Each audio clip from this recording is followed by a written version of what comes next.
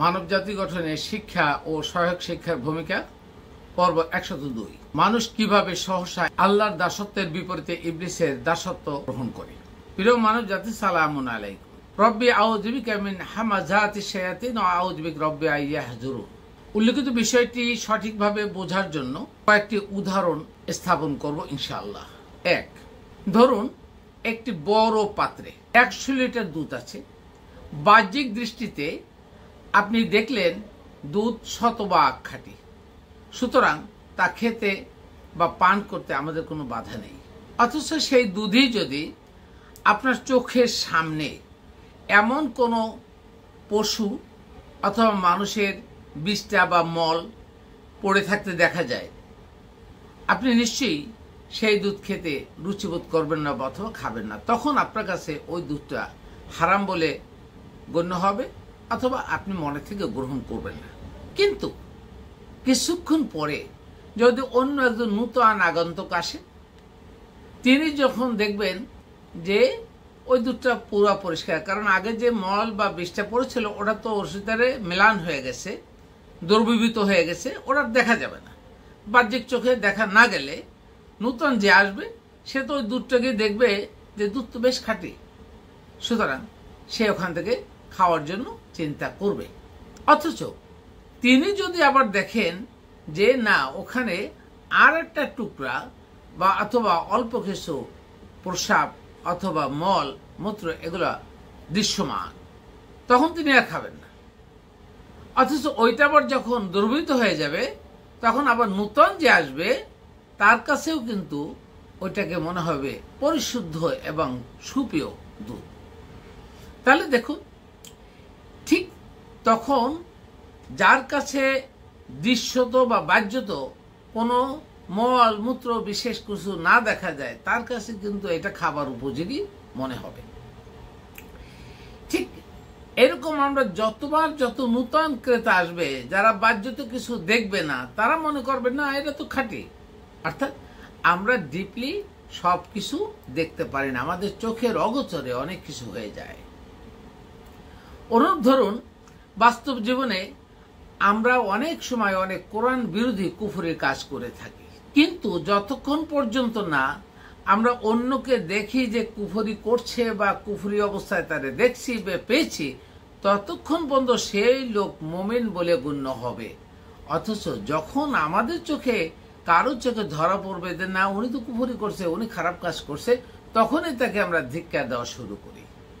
কিন্তু আল্লাহ নিশ্চয়ই জানেন সর্বপ্রথম ওই দুধে কোন ধরনের মল বা বিষ্ঠা বা কোনো প্রয়োজন দ্বারা ওই দুধ বিশুদ্ধতা হারালো, একমাত্র আল্লাহই ভালো জানেন। এছাড়া কিন্তু অন্য কেউ ভালো জানার কথা নয়। এভাবেই মানুষ তার বুদ্ধিভিত্তিক বাহ্যিক দৃষ্টির সাপেক্ষে বুঝতে পারছে না যে কখন তিনি মুমিন থেকে খারিজ হচ্ছেন, আবার কখন তিনি ইবলিসের দাসত্ব গ্রহণ করছেন আল্লাহর দাসত্বের বিপরীতে। অথচ তখনও তিনি কিন্তু নিজেকে মুমিন বলেই দাবি করবেন। 2, ইবলিসের চক্রান্ত থেকে বেঁচে থাকার বা নিরাপদ থাকার জন্য একমাত্র উপায় হল সঠিকভাবে কোরআনের যথাসম্ভব বিবেকের সাপেক্ষে পরিপূর্ণ জ্ঞান অর্জন করে সব সময়ের জন্য তা মনে রাখা, জিকির করা। আমরা যে জিকির করলে আল্লাহ আল্লাহ, দিস ইজ নট দ্য জিকির। জিকির হইতে হবে কোরআনের জ্ঞান অর্জন করে ওইটা সর্বদা মনে রাখা। অথচ অত্যন্ত পরিতাপের বিষয় হলো যে আমাদের গোটা আলেম সমাজ জিকির পড়তে আল্লাহ যা বুঝাইতে চেয়েছেন ওইটাই বুঝলেন না এবং আমাদেরকে শিখিয়ে দিলেন জিকির মানে আল্লাহ আল্লাহ আল্লাহ না।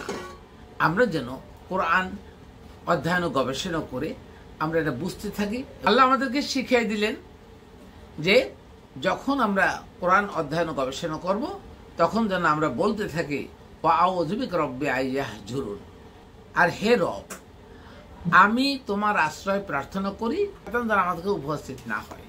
অথচ একটু ভাবুন তো, আমাদের সমাজের যে সকল তথাকথিত আলেমগণ, ইমামরা, ইসলামিক স্কলাররা, পীর সাহেবরা যারা কোরআন বিরোধী হাদিসের নসিহত করতে থাকে, তাদের কাছে আমরা নিজেদেরকে অবলীলায় সঁপে দিই, তাহলে তো আমি শয়তানের কাছেই চলে গেলাম। অনেকে তো মাইন্ড করছেন। হ্যাঁ, কোরআনের দৃষ্টিতে তাই বলে। আপনারা ভেবে দেখুন, যারা কোরআন ভিন্ন অন্য কোনো বাণী নিয়ে, কোরআনের বিপরীত কোনো বাণী নিয়ে মানুষের কাছে প্রচার করে, তারা নিশ্চয়ই ইবলিসের দর্শক। সেই ক্ষেত্রে এই সকল বক্তারা এবং শ্রোতারা নিজেদেরকে মুমিন দাবি করে, তার মানে কি তারা নিজেরাই কোরআন বিরোধী ইবলিসের কাছে নিজেদেরকে নিয়ে যাচ্ছে না? অথচ তারা, এই সকল বক্তারা এবং শ্রোতারা সবাই কিন্তু নিজেদেরকে মুমিন বলেই দাবি করছে। অর্থাৎ তারা সকলেই দুধের মতো একজনের দৃষ্টির সাপেক্ষে অন্যজনকে পরিশুদ্ধ মনে করলেও আল্লাহর দৃষ্টিতে কিন্তু কেউই মুমিন হতে পারে না। 3, আমাদের পরিবার, সমাজ, শিক্ষা প্রতিষ্ঠান এবং সামগ্রিক রাষ্ট্রীয় জীবন ব্যবস্থা সর্বত্রই কোরআন না জানা, কোরআন জানার ব্যাপারে আগ্রহ না থাকা, ইচ্ছা করে কোরআন জানা ও বোঝার ক্ষেত্রে অবহেলা করা, বাহ্যিকভাবে কোরআন বিরোধী আইন প্রয়োগ করার মাধ্যমে আমাদেরকে চলতে বাধ্য করে ইত্যাদি কারণে আমরা প্রতিনিয়ত কিন্তু কোরআন বিরোধী বা কোরআনকে অবজ্ঞা করছি, অবহেলা করছি এবং মূলত আল্লাহর কোরআনের যেহেতু জ্ঞান অর্জন করছি না, দাসত্বের বিপরীতে ইবলিসের দাসত্ব গ্রহণ করছি। তার মানে কি আল্লাহর দাসত্বের বিপরীতে আমরা ইবলিসের দাসত্ব গ্রহণ করছি না? অবশ্যই।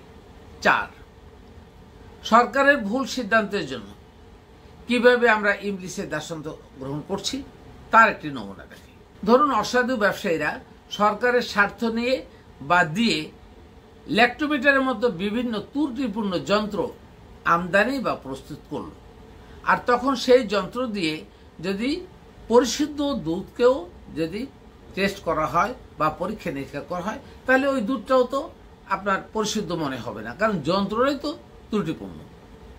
তখন দেখা যাবে যে সরকার যে এজেন্ডা নিয়ে যন্ত্রটার ত্রুটি নিজে ইচ্ছে করে করছে, তখন অপরিশুদ্ধ বা খারাপ দুধটা ওই যন্ত্রের কাছে পরিশুদ্ধ হবে।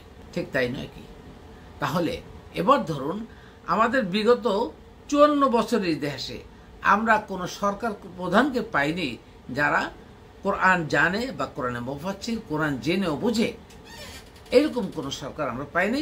সরকারকে বরং অন্য লোক বা যারা কোরআন জানে না তারাও সরকারকে ভুল বুঝিয়ে স্বার্থ হাসিল করার জন্য তারা অধিকার গ্রহণ করে নেয়। তাহলে তাদের দৃষ্টিতে যারা কোরআন জানে ও বুঝে ও মানে মানার চেষ্টা করে তারাই ভুল, ঠিক ওই খাঁটি দুধের মতো। এভাবেই ভুল সিদ্ধান্তে রাজত্ব পরিচালিত হতে থাকে আমার দেশ, আর কোরআন জানা ও বোঝা মানুষের সংখ্যা একেবারে ভোগান্তির শেষ হচ্ছে। 5, চলিত আলেমদের থেকে এবং শিক্ষকদের থেকে ভুল শিক্ষার মাধ্যমে কিভাবে আমরা বিভ্রান্ত হচ্ছি তার নমুনা। তা একটু বিশ্লেষণ করা দরকার। আমাদের প্রত্যেকের জীবনেই কোনো না কোনো শিক্ষক, ইমাম, কোনো নেতা অথবা কোনো আলেম অথবা পীর, এদেরকে আমরা জীবনের আইডল মনে করে থাকি এবং ওনাকেই মনে করি প্রধানতম গাইডলাইন হিসেবে আমরা চিন্তা বিবেচনা করি। অথচ আমরা তখনও আমরা বুঝতে পারি না যে উনিও তো মানুষ, উনিও তো ভুল করতে পারে। তাহলে উনি যদি ভুল করে তাহলে ওনার গাইড ভুল হবে, আমরা ভুলের সলিল সমাধিতে ঢুকবো। এটা আমাদেরকে চিন্তা করতে হবে।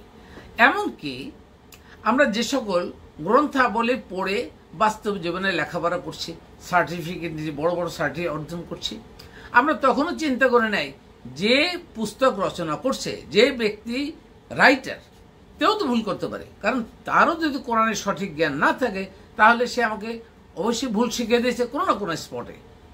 অর্থাৎ কোরআনের শিক্ষা ছাড়া আমি পরিশুদ্ধ জ্ঞান আশাই করতে পারি না। যদি তাই হয় তাহলে সেভাবেও তো আমরা কোরআন বিরোধী কার্যক্রমে লিপ্ত হচ্ছি। ফলে আমরা কি আল্লাহর দাসত্বের বিপরীতে ইবলিসের দাসত্ব গ্রহণ করছি না? এভাবেই দুনিয়ায় অধিকাংশ মানুষ না কোরআন না জানার জন্য তারা কোরআন বিরোধী চিন্তাধারায় অভ্যস্ত হয়ে ইবলিসের দাসত্ব অনুসরণ করতে বাধ্য হচ্ছেন এবং আল্লাহর দাসত্ব থেকে ছিটকে পড়ছেন। পক্ষান্তরে যদি প্রতিটি মানুষ নিজ থেকে কোরআন জানা ও বোঝার চেষ্টা করতেন, গবেষণা করতেন, কোরআনের বর্ণিত প্রতিটি আয়াতের রহস্য উদ্ঘাটন করার চেষ্টা করছেন, তাহলে এভাবে আর মানুষ বিভ্রান্ত হতেন না, বরং তারা হতেন পথভ্রষ্ট হতেন না, মুমিন থেকে খারিজ হতেন না, বরং তারাই হতেন সত্যিকারের মুমিন। আর এই অবস্থায় থেকে মানুষকে পরিত্রাণ পেতে হলে অবশ্যই আমরা ইবলিস সদৃশ অন্য মানুষের সংস্পর্শে না এসে বরং আগে কোরআন অধ্যয়ন ও গবেষণা করতে হবে, তারপরে মানুষ চিনতে হবে ডিপলি, মানুষের মন দিয়ে, ব্রেন দিয়ে উৎকর্ষিত কোরআনের জ্ঞানের আলো দিয়ে। বাহ্যিক চোখে দিয়ে মানুষ বোঝা যায় না। দুধও যেমন বাহ্যিক চোখে দিয়ে বোঝার কোনো সাধ্য নেই। আপনি ভুল করতে পারেন, নিজে গবেষণা করছেন, হয়তো ভুল হতেই পারে, সমস্যা নেই। আপনি গবেষণা করতে থাকুন, আল্লাহ আপনাকে সহজ রাস্তায় এমনিতেই বাতলে দেবে। কিন্তু আপনার পাশের লোকটি যদি বলে যে ভাই একা একা কোরআন পড়তে যায় না, ভুল করবেন, তাহলে বুঝতে পারেন সে আপনাকে নিরুৎসাহিত করছে। আর এই কোরআন পড়ার জন্য নিরুৎসাহিত করবে একমাত্র ইবলিস এবং ইবলিসের দোসররাই। আর এভাবে আমাদেরকেও অনেক কথা শুনতে হয়। এই যে কথাগুলো বলছি, এর মাধ্যমে আমরা অনেক কথা শুনি। যেমন আমাকে অনেকে বলেন যে অল্প বিদ্যা ভয়ঙ্করী, আবার কেউ বলেন পাগল নাকি, বড় বড় আলেমের বিরুদ্ধে কথা বলে, রাষ্ট্রের বিরুদ্ধে কথা বলে, বিচারকদের বিরুদ্ধে কথা বলে, সচিবদের বিরুদ্ধে কথা বলে, রাষ্ট্রের সর্বোচ্চ শাসকের বিরুদ্ধে কথা বলে। হাদিস মানে না, তাহলে সে মুনকারি হাদিস। কোরআন মানে তাহলে আহলে কোরআন। আবার কেউ বলে এ তো পথভ্রষ্ট হয়ে গেছে ইত্যাদি অনেক কিছু। কিন্তু আমি কোরআনের প্রতিটি আয়াতের মধ্যে আল্লাহ কি শিক্ষা দিতে চেয়েছেন তা খোঁজার জন্য যখন জ্ঞানের আলো দিয়ে ডুব দেওয়ার চেষ্টা করি, তখন বাহ্যিক চোখে আমাকে অনেকে এ কথা বলে। কিন্তু আমি এবং আমার স্রষ্টা আল্লাহ অবশ্যই জানেন আমার কোন চিন্তাধারার দিকে আমি প্রবাহিত হচ্ছি। তাই আমি মোটেও বিচলিত নই ইনশাআল্লাহ। আপনাদেরকে বলবো নিজ থেকে কোরআন অধ্যয়ন গবেষণা করার চেষ্টা করুন এবং সঠিকভাবে কোরআনের জ্ঞানের আলোকে নিজেকে উৎকর্ষিত করুন। তাহলে আপনি পাবেন সত্যিকারের জ্ঞানের মানদণ্ড, সত্য মিথ্যা বোঝার মানদণ্ড। আল্লাহ হাফিজ। আহমেদ জাফর, রিসার্চ ইসলাম।